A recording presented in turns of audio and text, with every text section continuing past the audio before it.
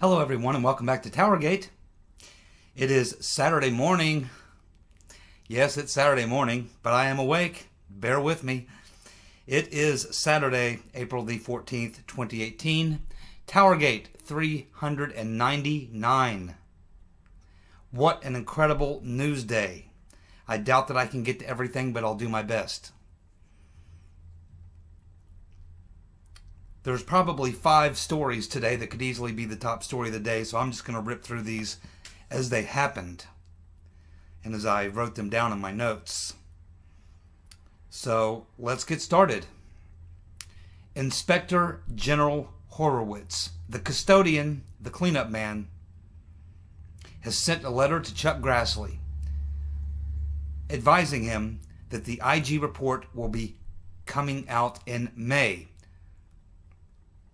They did release today just a kind of a sidebar, just kind of a brief on the specific details of the investigation into McCabe as it relates to his leaking and manipulating and lying to others regarding the story in the Wall Street Journal and a couple of other things. A very isolated, small report on this part of a piece of the investigation, not by any means part of the overall Inspector General report or anything like this. Now, it appears that the reason for the delay and the reason that it turns out that they brought in this other prosecutor, Mr. Lausch, was to expedite the process. And apparently what we have going on, and the reason that Horowitz says that he has to release this stuff in groupings, is because it is so massive. He's had a year and 4 or 5 months now. He's got over 500 people, almost 500 people working on it. Apparently the amount of information that's going to come out is massive, and it has to be grouped and everything so that we can grasp it. In fact, if the Inspector General dumped everything, just dumped it out there, it would literally take probably months and months and months of congressional people investigating, and a prosecutor who's assigned to it would not even be able to he would not be able to even grasp it himself and put together all the cases he has to make for the indictments and all that. So that's probably the reason that everything has to be sent out in groupings, is because it is so massive and there is so much to try to get your head around. So that's why we're expecting in May the first group, which we understand will deal with the FBI's handling of the Clinton email investigation, possibly something about the Clinton Foundation investigation, as well as some of the FISA abuses. And these will probably come out in little groupings. So what we're going to begin to see at the beginning of May is a series of probably daily and weekly releases by the IG, allowing the prosecutor and this other prosecutor, Mr. Lausch, who's handling the information flow, to allow them to be able to keep up with the amount of information that's coming out. And it appears that Mr. Lausch, his primary focus has to be making sure that before they release this information, that he goes through it with a fine-tooth comb to make sure there's nothing there that's going to be evidence that's going to be used in the prosecutions or indictments for the perps involved. So you can't compromise. If they accidentally put out something, it gets into the public domain, it could be compromised and then could be thrown out of court, so that it could not be used. So Mr. Lausch's job is to make sure that nothing that is going to be used in the prosecution for the indictments of the perpetrators finds itself into the reports initially. So that's his job, is almost like a final editor, to look at what's going to be used in the prosecutions to make sure none of that ends up being released. That is probably why things have been delayed or slowed down or what have you. It has to do with the fact that there's going to be prosecutions, indictments, and they have to be very careful that none of the evidence finds itself into the public domain or even going to the Congress where it could be leaked, because it's evidence that's going to be used in a criminal trial. So this, along with the fact that it's such a massive amount of information that's going to be released.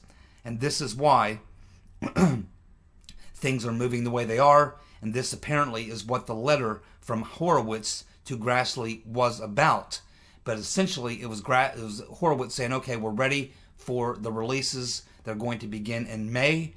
And here is why. Here's how we're going to do it. Here's why it's kind of taking so long. Here's the situation we have. And that's what he explains to Grassley in this letter. So it looks like we are on the cusp.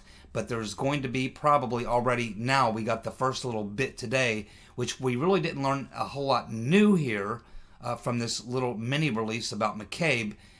But we got some details that we didn't have before.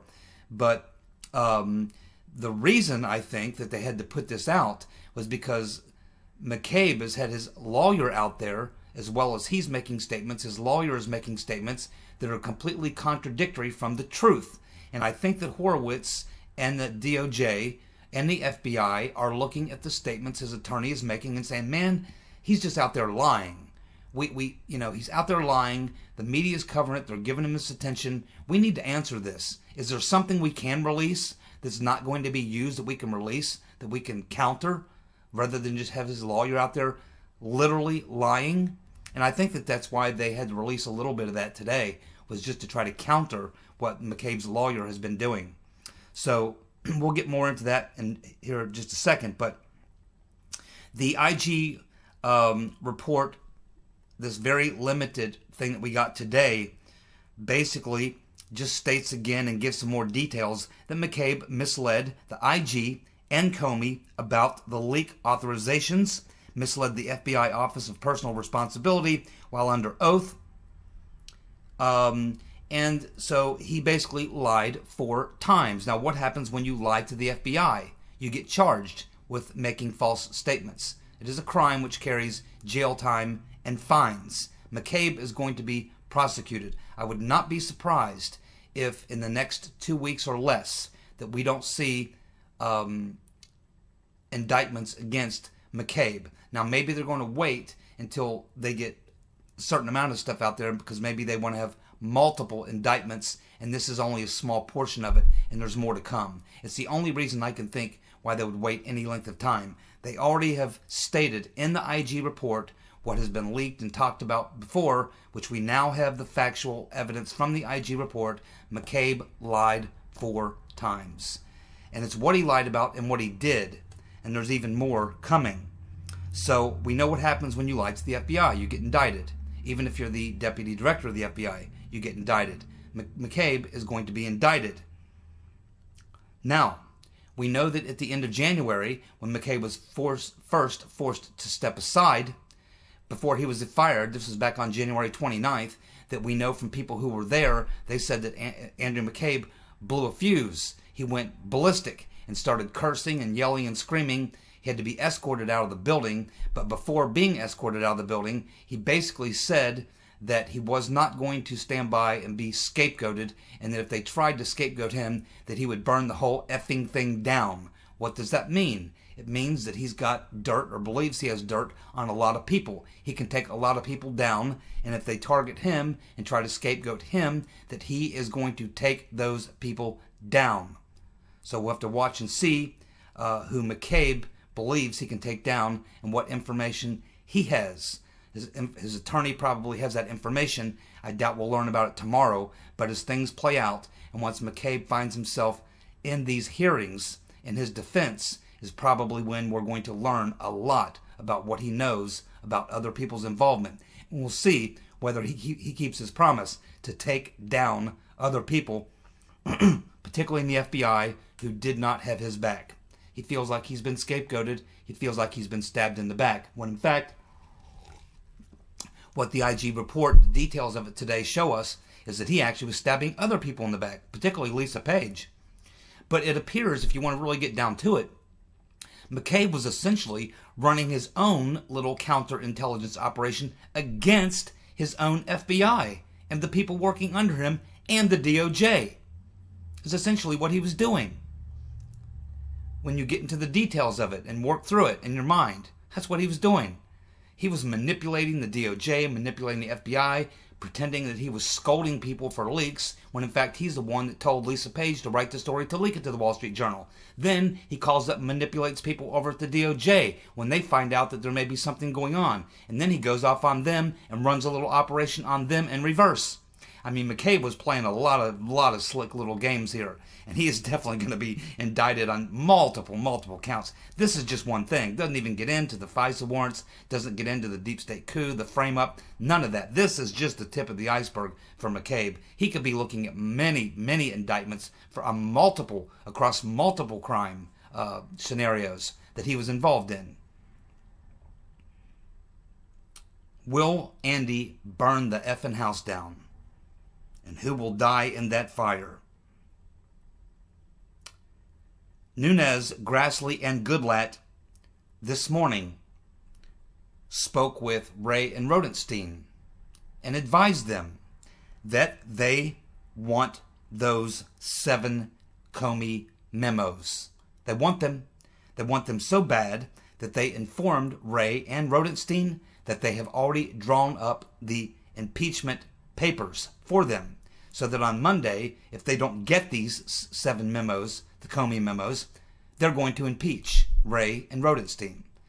They put them on notice with this particular letter that Nunes, Grassley, and Goodlatte sent them, and I believe it was also a phone contact as well, to let them know.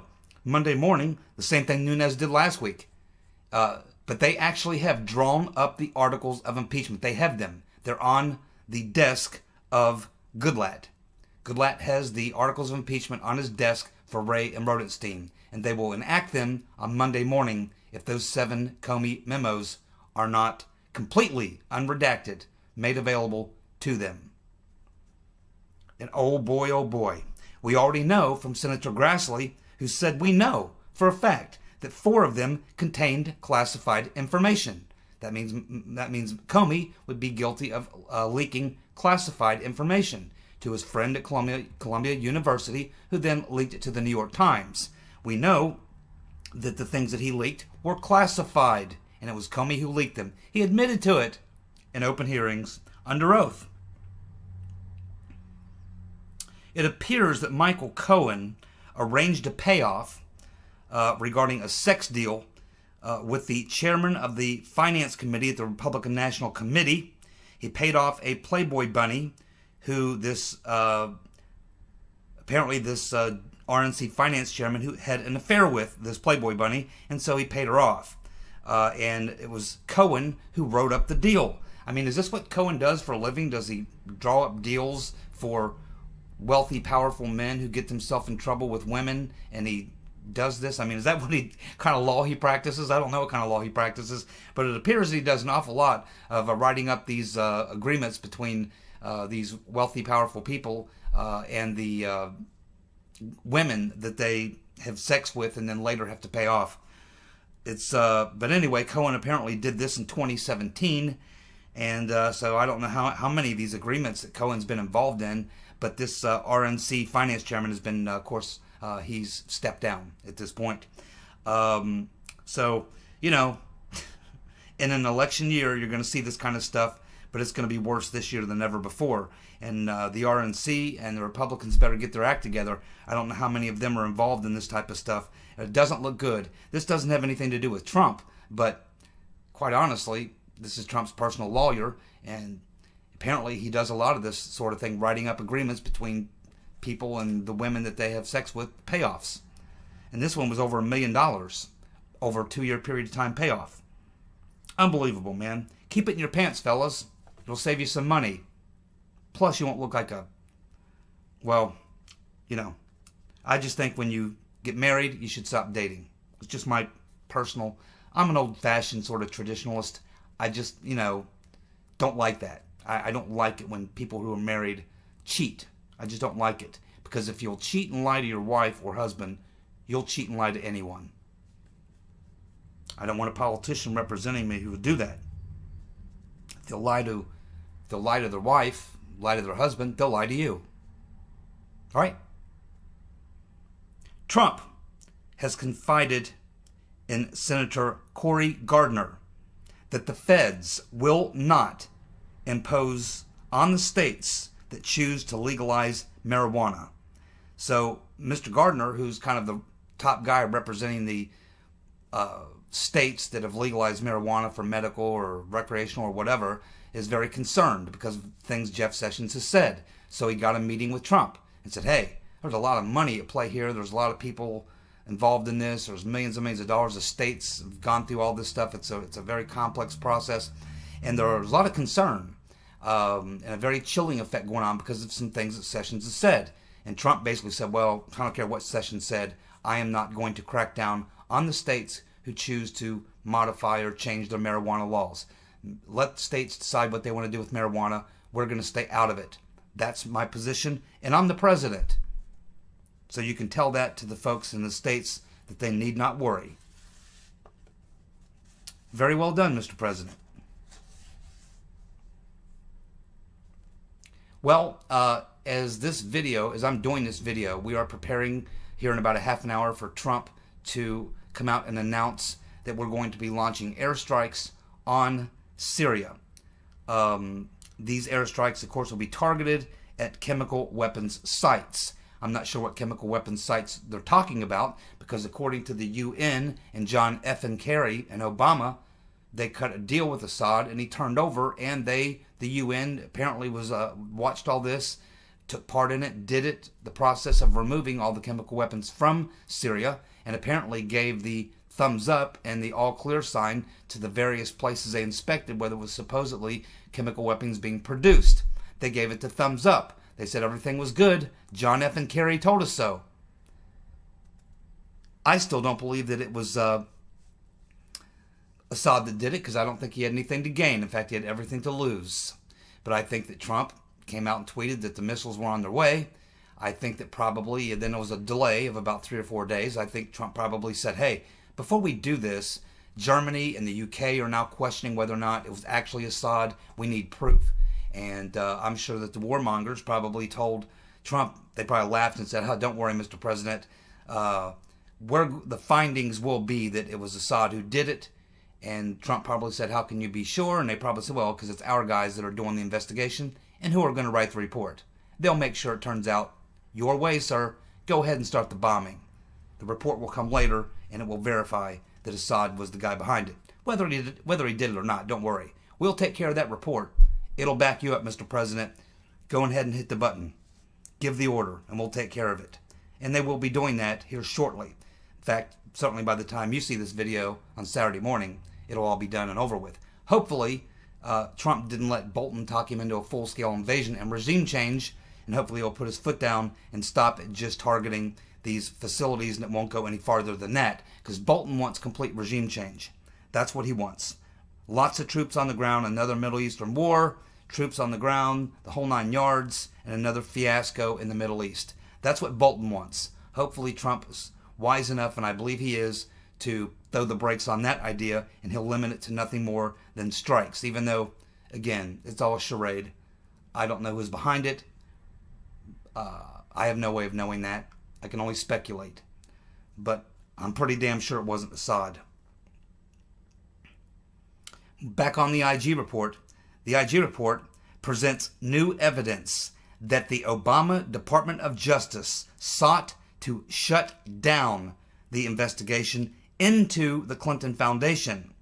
And it shows that McCabe was involved at the highest levels of participating in sabotaging the investigation. And remember, what was that Wall Street Journal article about?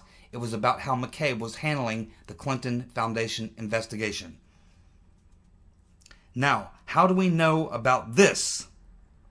How do we know that McCabe was strategizing to sabotage the investigation along with people from the Department of Justice?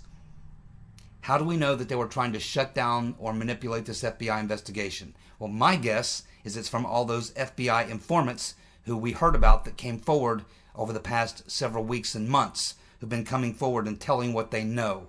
That's probably where Horowitz got this information. This type of information you don't get from documents. You get from personal sources. Personal sources. This is where he learned about that. And a lot of these people who we don't even know are probably, when the hearings begin and the trials begin, these people will be literally probably dozens and dozens and dozens of these individuals at the FBI, maybe some from the DOJ, will be coming forward and we'll be learning about who they are because they'll be testifying. So we know we must indict. We know that. We must indict McCabe. Absolutely. It's got to happen. I can't see how in the world the IG could possibly release this report showing all this that we've just talked about, just a little bit that we've gotten on all this. I can't imagine the IG could come out and say this, because this is not misconduct or bad conduct. These are crimes. And I imagine the special prosecutor, or Huber, I imagine Mr. Huber is probably working on putting those cases together now for these coming indictments. McCabe is just the first. There'll be many more coming along behind him. So are they preparing us? Is that what this is? To prepare us for what's coming, for the shock? Are they softening us up for what is coming so we can all handle it? We can all handle it, but there's a lot of people that are going to have a tough time handling it, believe me. We now have sources close to Rod Rodenstein saying he is expecting and preparing to be fired. Yep, he knows that the IG report is going to incriminate him as being part of this entire thing. He's up to his eyeballs in it, and he knows it. And he knows as soon as the IG report comes out, he'll have no choice but to either resign or be fired. I would expect he would resign first, but maybe he's just going to wait to be fired. But sources close to Rosenstein are saying that he has confided in them, that he is prepared to be fired, expecting to be fired. And you know what? Deserves to be fired, and he knows that too. But once the IG report comes out and it gets into the issues of the FISA, which will be in his first group of releasings, that's where his goose is cooked. We know he signed off on at least one, maybe two of the FISA warrants that were based on fraud, lies. And that is why, one reason why, he is certainly going to have to resign or be fired. Because he's also going to be indicted for lying to the FISA court. But Rosenstein also is stating that, this is interesting, Rosenstein is also saying that on his recommendation to fire Comey, that he will be vindicated and proven to have done the right thing when all the evidence comes out. So we have Comey yesterday telling us that when all the evidence comes out, some secret evidence comes out that we don't know about yet, that Loretta Lynch is going to have herself in a serious bad position, because there's something that's going to come out, according to Comey, that's going to make him look good and make Loretta Lynch look very bad, and we assume it's something far worse than the meeting on the tarmac. It's not the meeting on the tarmac. It's something apparently much worse. And now we have Rodenstein saying, well, there's stuff that's going to come out that's going to prove that I was right in recommending to the president that he fire Comey. So now what's Rodenstein got on Comey? So you got Comey has got the goods on Lynch. Rodenstein has got the goods on Comey. McCabe is threatening to burn the whole effing place down and take them all down. We got Priestep, who's probably cooperating. Lisa Page, who told McCabe to never contact her again. And she's obviously realized that McCabe stabbed her in the back and was planning on setting her up to take the fall. She's obviously not happy about that. She's probably looking to bust his balls as hard as he possibly can. My goodness, man. These people are just turning on each other. And the indictments haven't even started coming down yet. My friends, we're heading into a very, very crazy month. The month of May, it may be one of them months where I may have to do 2 videos every day just to keep up. We're going to have the first real groups of information coming out from the Inspector General. The first group will deal with the investigation of the FBI and into the rotten Reverend Clinton. We're going to also have from the IG his initial findings on FISA abuse and what went on with the FISA court and that type of thing. That'll all be beginning in May, and we can expect that it's going to be almost probably a daily or weekly releases of a certain bit of information that I guess they feel we can handle or digest or comprehend or wrap our brain around. I guess that's the way that that's being explained, is why they're releasing that way, plus just a massive amount of information that's coming out. So that will all be in May. We have Trump, who's supposed to be meeting with Kim Jong-un in May. That's a major, major deal. We have the decision will have to be made in the month of May on the Iran nuke deal, which of course Obama did, and Trump is stating he doesn't like and wants to cancel. So at some point, I forget what day it is, but someday in the month of May is when they have to make that decision on whether to cancel the Iran deal or to go ahead with that. That's going to be a major controversial play. We have, of course, in the month of May, they're going to officially move the embassy to Jerusalem and announce that Jerusalem is now the official capital city of Israel. That's probably going to result in some, violence and various other things and a lot of political upheaval. And of course, the follow-up to what's going on in Syria. Is there going to be a follow-up, or will Trump be talked into ground forces?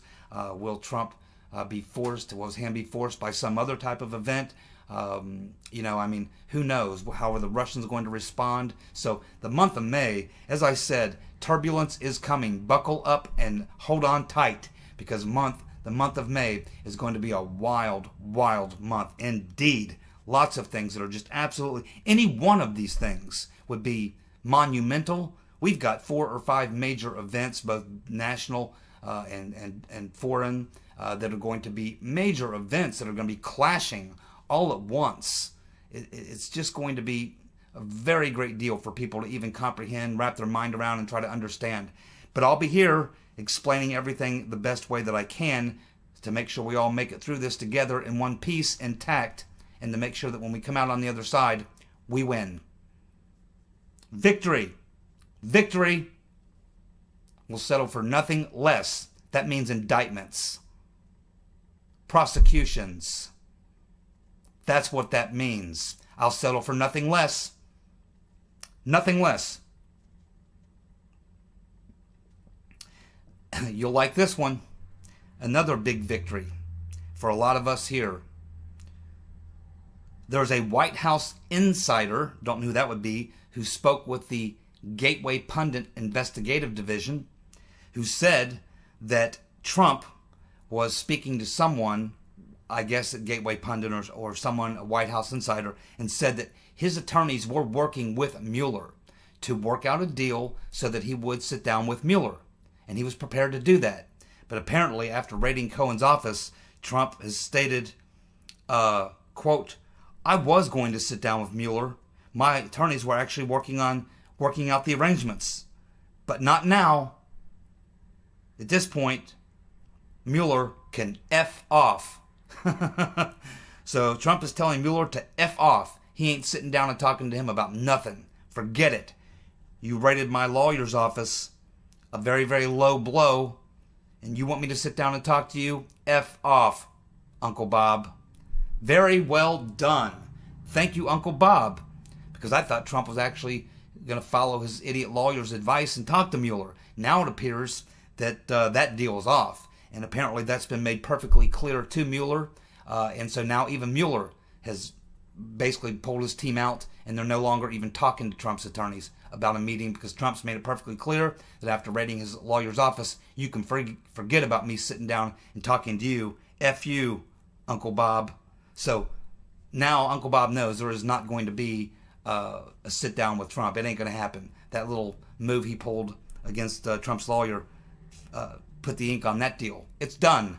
Thank God Trump is not going to talk to Uncle Bob.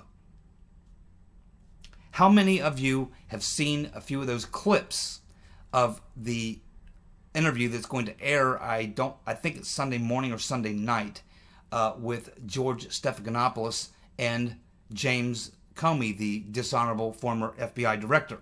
Now, I saw a couple of these clips that are absolutely amazing, mind-boggling. Here you have, now I just saw like 1 minute of 3 different clips that they pieced together.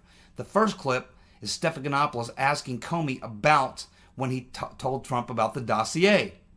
Although Comey says at the time he didn't call it the dossier. He just referred to it as some intelligence information. And he says, yeah, well, I just basically told him about the P-Gate story and about this other information we had and just advised him of that. At which point Stephanopoulos looks at him and goes, yeah, but you didn't tell him that it was opposition research paid for by the Hillary Clinton campaign? Don't you think he might have needed or wanted to know that? And you can even see by looking at Stephanopoulos, he's a Hillary lover. Well, he's a Clinton lover. Bill Clinton mainly, not so much Hillary, but he likes Bill a lot and probably voted for Hillary, I'm sure. Hates Trump, obviously, anti-Trumper. But you can see that even Stephanopoulos, when he's asking the question, you can see it, the sound of his voice, the look on his face. Even he is mortified by what he's hearing coming out of Comey's mouth. Comey's basically saying, yeah, well, I had this meeting. I told him about the intelligence that we've been getting or whatever. And Stephanopoulos is like, yeah, but didn't you think that maybe you should have told him about the fact that it was opposition research? And Comey's like, well, it wasn't it wasn't the focus of my investigation then. And Stephanopoulos is looking at him like, he's got to be thinking, man, this guy is not right. Because see, Stephanopoulos, he was the communications director and in the first Clinton administration, and also he started out as press secretary, then I think he became communication director or whatever. But he was in the first Clinton administration, and he's probably thinking in his mind how they would have handled that if he's sitting there with Bill Clinton in his cabinet, and they find out that Clinton gets briefed by the FBI director about some salacious and unverified document, like the dossier or something, and they find out later that the FBI director didn't inform Clinton that it was opposition research. Oh, and didn't inform him that they also had used it to secure a FISA warrant 7 months earlier. Keep in mind, as Comey is explaining this to Stephanopoulos, and he said, "Oh yeah, I had dinner with the president, and I told him about this intelligence we had about the P-Gate story, blah blah blah blah blah," and but he never told him that it was opposition research by Hillary Clinton. That was a very important fact. It would have been something very important for the president to know that this so-called, and it wasn't intelligence. It wasn't intelligence. It wasn't intelligence, okay? I don't know what you call it. It was salacious and unverified garbage, not intelligence. It was not intelligence. But he's telling Trump it's intelligence. It wasn't intelligence. It was a political opposition research document full of crap which couldn't be verified. Even the person who's supposed to be the source, Mr. Misford, has said, "I didn't say that. I'm no source for anything. I don't know what you're talking about." So here you have Comey. Not only does he not mention to Trump when he's telling him about the P-Gate story, he doesn't mention his opposition research.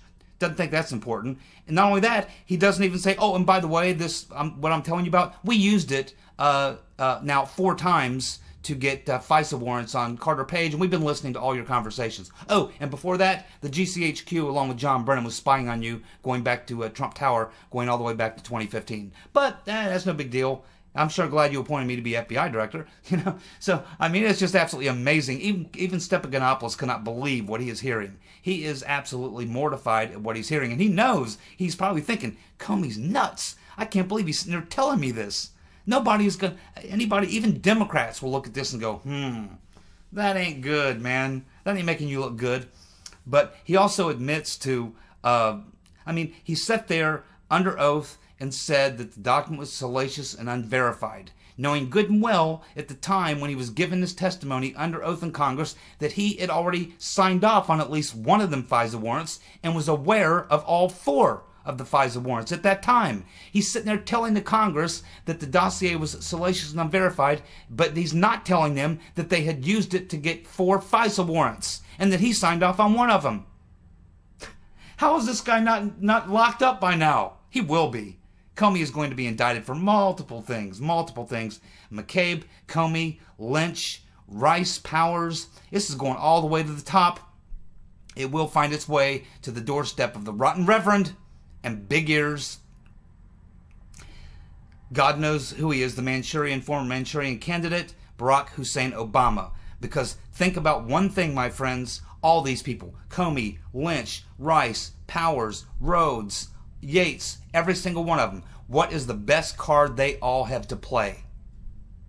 And that card is that they all have someone above them they can take out, that they can take down. And that's who they'll be applying the pressure to. And that's why this will all eventually finding its way right to the top, right where the cream is, where it rises.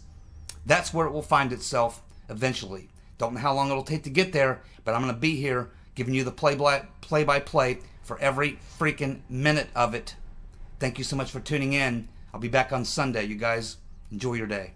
Take care. Bye.